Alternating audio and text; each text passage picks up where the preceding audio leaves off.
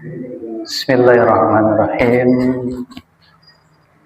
Assalamualaikum warahmatullahi wabarakatuh. Waalaikumsalam. Alhamdulillah alladzi bi ni'matihi tatimmus shalihat. Asyhadu an la ilaha illallah wahdahu la syarika lah. Wa asyhadu anna Muhammadan abduhu wa rasuluhu la nabiyya wa la rasula ba'dah. Allahumma salli wa sallim wa barik ala nabiyyina Muhammadin wa ala alihi wa ashabihi wa man tabi'ahum bi ihsanin ila yaumiddin. Amma ba'du, faqala Allah ta'ala fil Qur'anil Karim, a'udzu billahi minasy syaithanir rajim. Ya ayyuhalladzina amanu taqullaha haqqa tuqatih. Ittaqullaha haqqa tuqatih wa la tamutunna illa wa antum muslimun. Wa qala inna a'tainakal kautsar fashalli li rabbika wanhar inna syani'aka huwal abtar.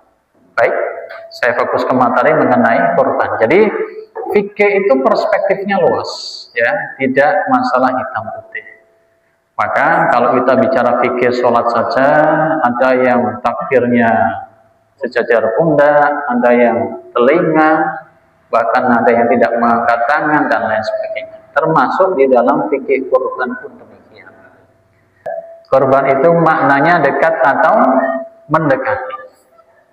Secara istilah kita bisa melihat pemaknaan mengenai kurban, ya, sebagaimana disebutkan di dalam Sayyid Sabiq dalam kitab Fikih Sunnah.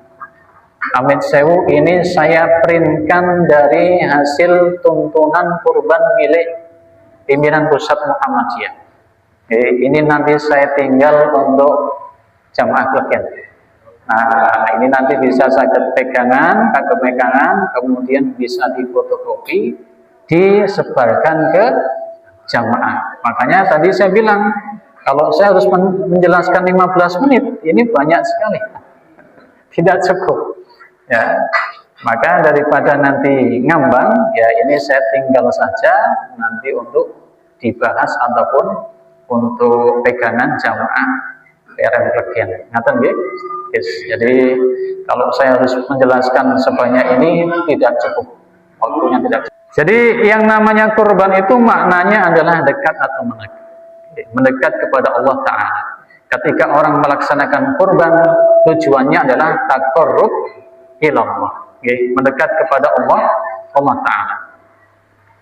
Secara makna kita bisa melihat bahwasanya kurban atau sering pula disebut dengan udhiyah. Udhiyah hiya ismun lima yudbahu minal ibli wal baqari wal ghanami yauman nahri wa ayyamit tasyrik taqarruban ilallahi ta'ala.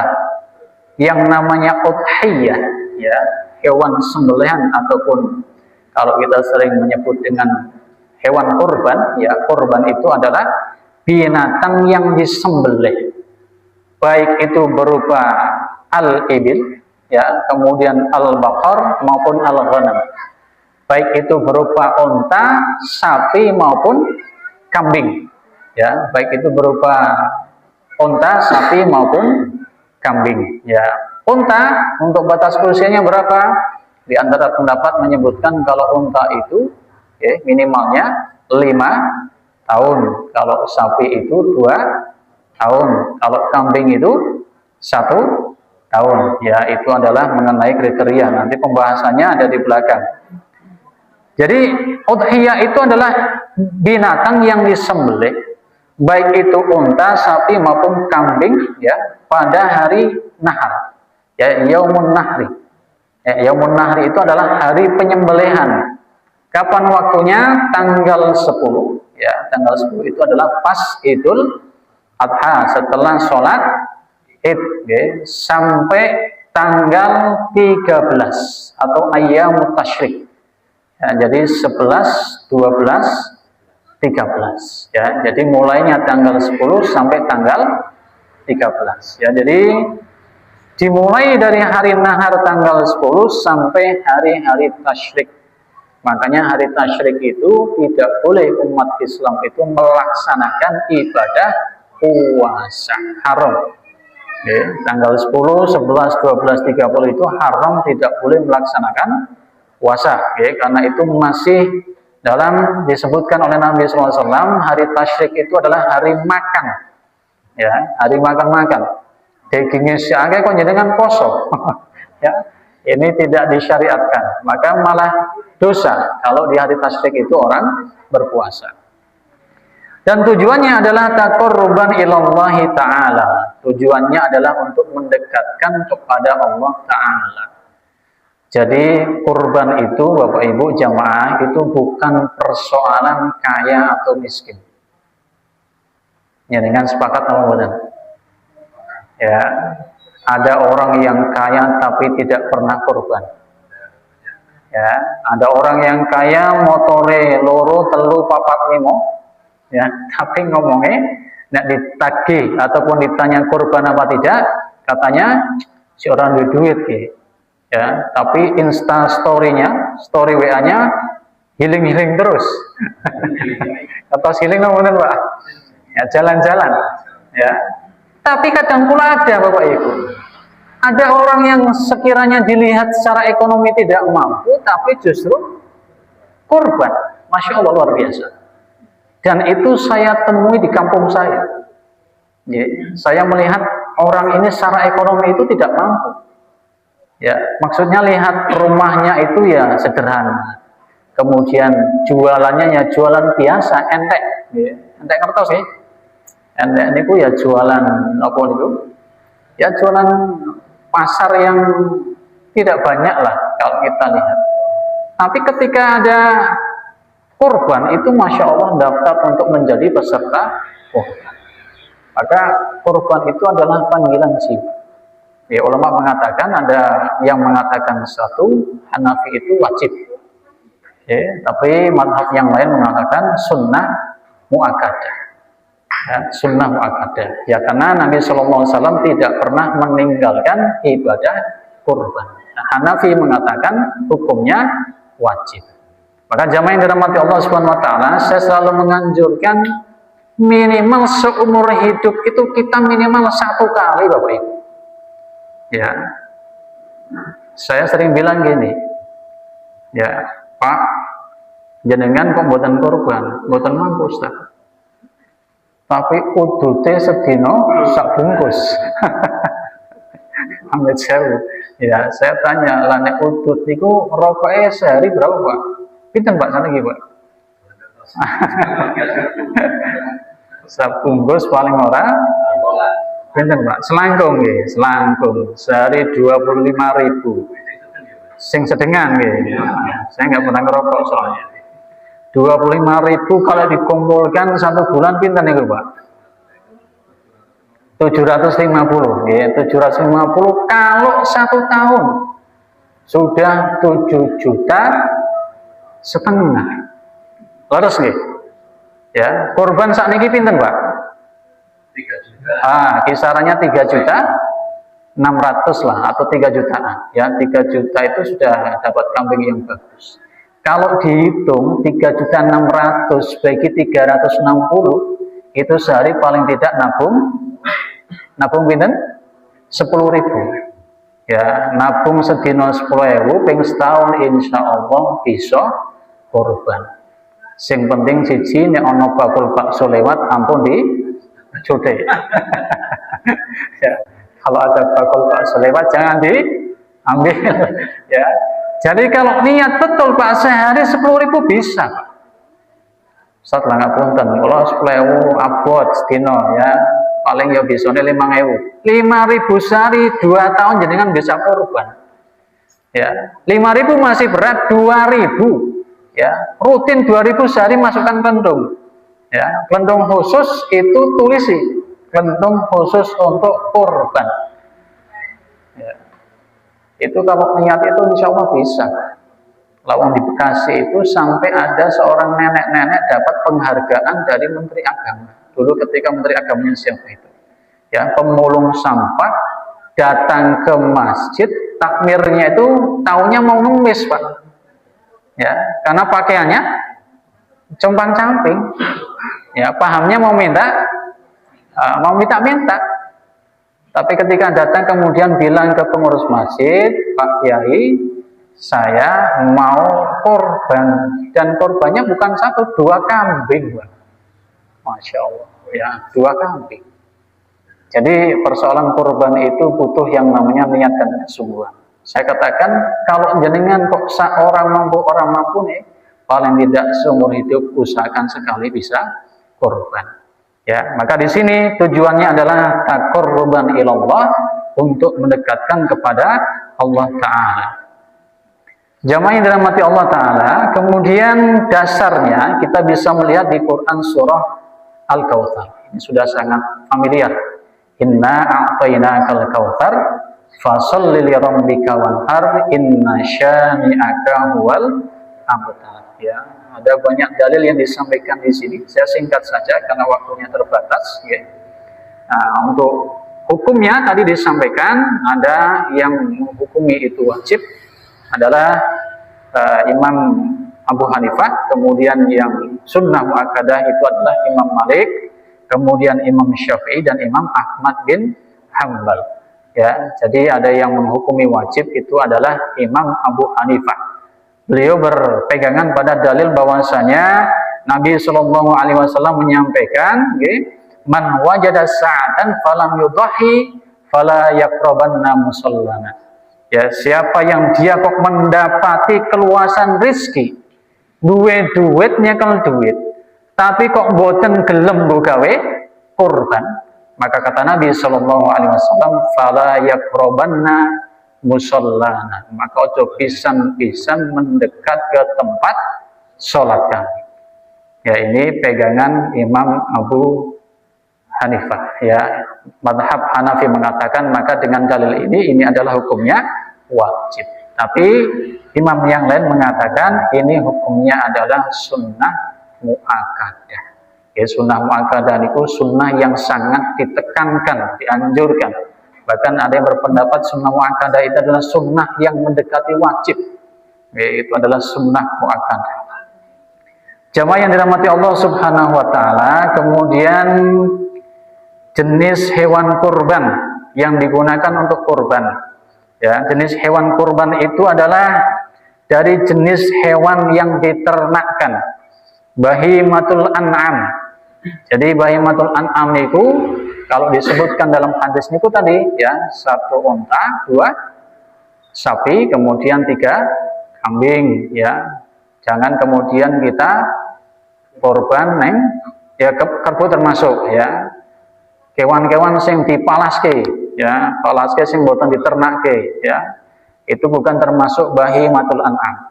Ya, karena bahimatul an'am itu adalah hewan yang diternakkan, dirawat dengan betul, pakannya jelas dan segala macam. Tentu kalau kita melihat hikmah di sini sejatinya adalah bagaimana Islam itu punya kehati-hatian, ihtiyati.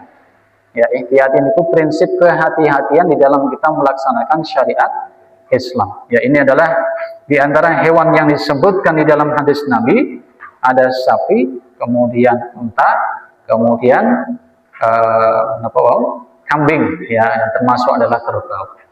Ini adalah kriteria hewan. Kemudian bagaimana kriteria hewan yang layak dijadikan untuk kurban? Yang pertama, ini hadisnya banyak, ya, saya simpulkan saja. Yang pertama adalah al-aqran, atau yang tanduknya lengkap. Tanduknya lengkap, boten sing cacat tanduknya. Kemudian samin, ya, samin itu yang hewannya gemuk, lemu. Ya, niki hati-hati sing lemu, ya, sudah mendekat Idul Adha.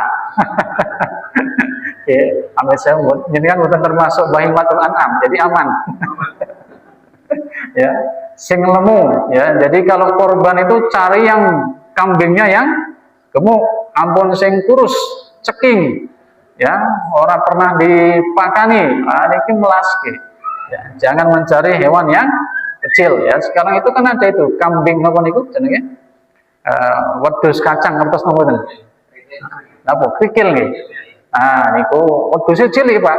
Ya, kaya aneh apa jenenge niku. Ya kecil lah, ya kecil. Jadi kalau kita melihat kriteria itu nggak sesuai. Ya. Jadi hewan yang gemuk badannya dan berdaging. Kemudian al-amlah ya diutamakan di dalam hadis Nabi itu adalah hewan yang warna putihnya lebih banyak daripada warna hitamnya. Ya, ini penyebutan di dalam hadis Nabi Shallallahu Alaihi Wasallam.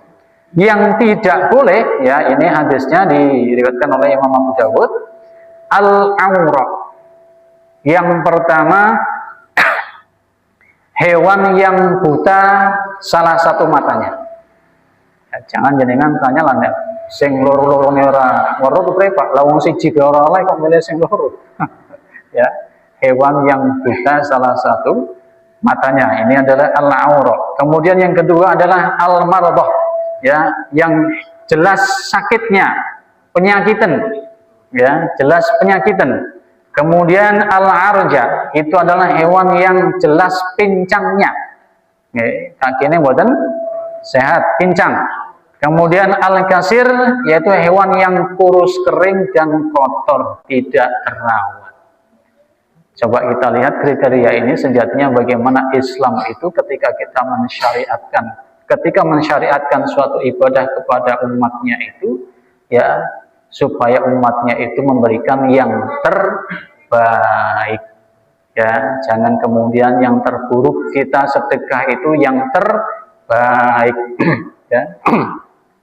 Kalau jenengan gadah makanan iso sing enak sering-sering diparingke tanggane, ojo sing sisa-sisa. Ya daripada dibuang wayang bagi tanggane.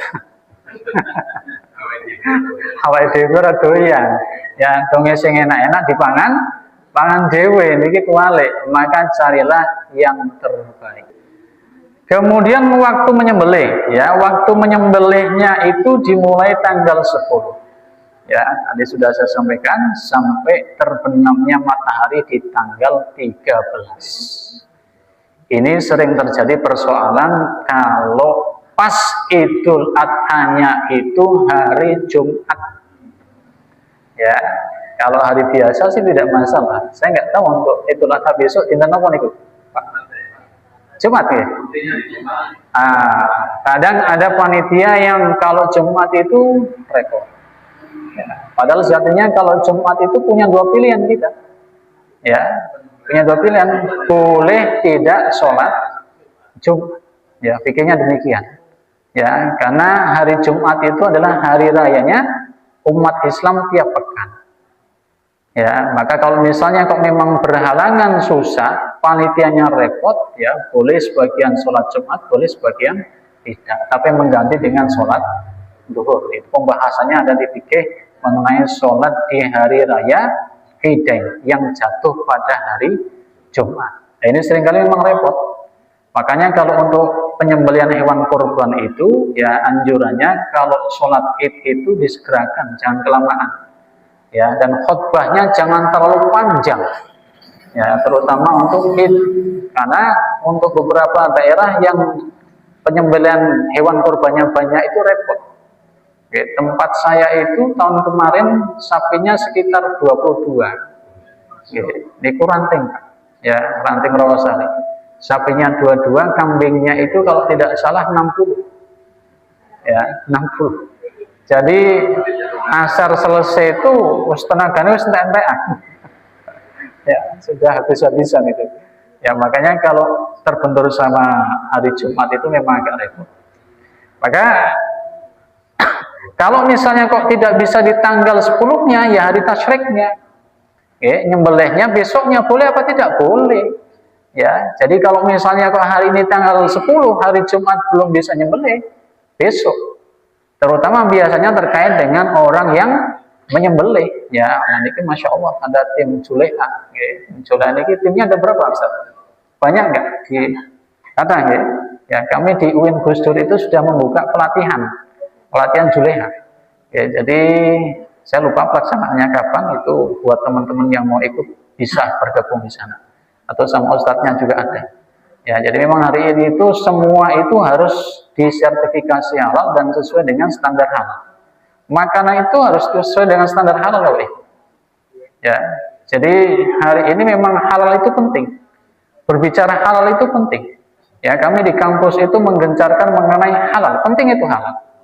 Ya, hati-hati karena di sekitar kita itu seringkali memahami babi misalnya itu hanya dagingnya saja. Ya, padahal bagian tubuh babi ini kan apa mawon, Pak? Yang dipakai. Ya, kulitnya ada. Ya, kemudian malih minyaknya ada. Bulunya ada.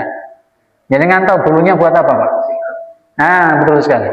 Ada bulu sikat yang untuk sikat gigi itu menggunakan bulu babi.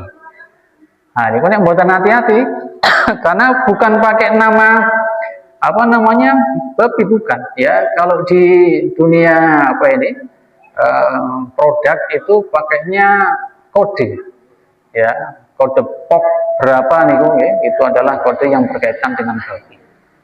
Saya tahun kemarin diutus oleh kampus untuk ke Bali, ya itu hampir tiap rumah makan itu ada babi, ada kambing, ada sapi di situ menunya. Ya. Nah itu hati-hati, ya. Kalau bisa jangan pilih rumah makan yang demikian. Ya, misalnya gini Bapak Ibu, ada menu yang sama, ada sapi, babi, kemudian kambing. Ya, kehati-hatian kita, hati-hatinya bagaimana? Karena khawatirnya wajan ataupun alat yang digunakan untuk masak itu sama. Ya, misalnya habis digunakan untuk masak babi, kemudian dipakai untuk masak rendang sapi atau misalnya untuk memasak daging kambing, maka itu kambingnya sama sapinya itu dagingnya itu bisa haram. Ya, ini makanya berbicara halal itu penting sekali.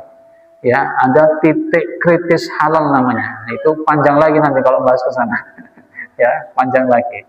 Ya, salah satunya adalah penyembelihan itu harus sesuai dengan syariat Islam. Ya, harus tajam pisaunya, kemudian harus dengan cara yang ma'ruf, ojo diweden-wedeni, ya, nyembelih kewane nang sampinge ngasap pisone nang jejere serang. Sapinya stres, ya, apalagi nyembelihnya di sini ada hewan yang di sampingnya, nggak boleh Bapak Ibu. Ya, nanti Ustadznya pasti akan menjelaskan. Ya, jadi nggak boleh menyembelih di sini kemudian ada sapi di sampingnya, itu stres, ya. Maka menyembelih itu harus dengan cara yang makruf, ya. Jamaah yang dirahmati Allah Subhanahu wa taala, ya, kami kira itu saja. Nanti untuk lebih panjang karena terbatas, ya, apa yang disampaikan dari tim Juleha nanti mengenai bagaimana teknis untuk penyembelihan lebih detail dan mengenai fikihnya nanti bisa diperdalam melalui dialog. Berkatan yang dapat saya sampaikan, semoga yang singkat ini bisa bermanfaat.